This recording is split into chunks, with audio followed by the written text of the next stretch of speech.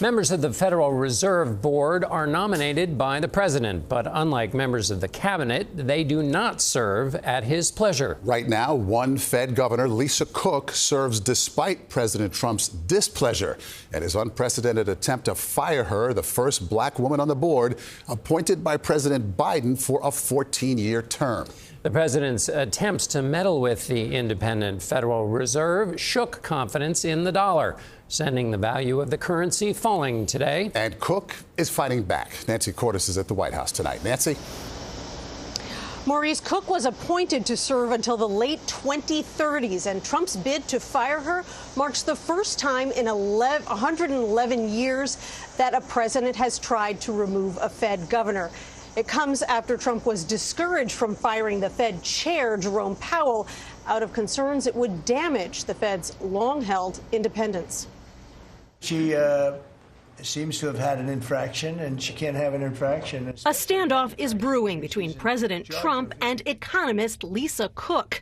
Trump tried to fire her Monday, claiming there is sufficient cause to believe that Cook made false statements on one or more mortgage agreements. Cook fired back that President Trump has no authority to remove her from the independent Federal Reserve Board and vowed to file suit. We need people that are 100% above board, and it doesn't seem like she was. The members of the Fed board have incredible power to steer the economy, voting to raise or lower interest rates in order to stabilize prices and promote job growth.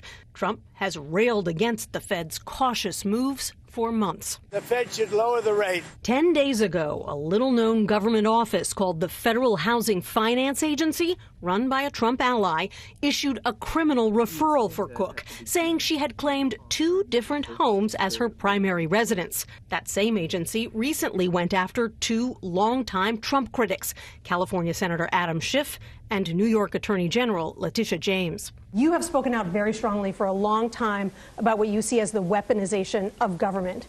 Is your administration weaponizing government by digging into the mortgage records of officials you don't like? No, they're public. I mean, you can find out those records. You can go check out the records yourself. And you should be doing that job, actually. I shouldn't have to be doing it. If you did your job properly, we wouldn't have problems like Lisa Cook. Removing Cook would give Trump the chance to appoint a board member who shares his view about cutting rates fast. This is unprecedented.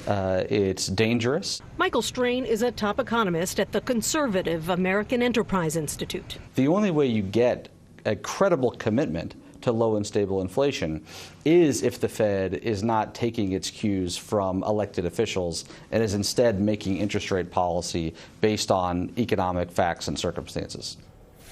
Nancy, a question for you that I asked last night on another topic related to the president. Can he do this? What does the law say?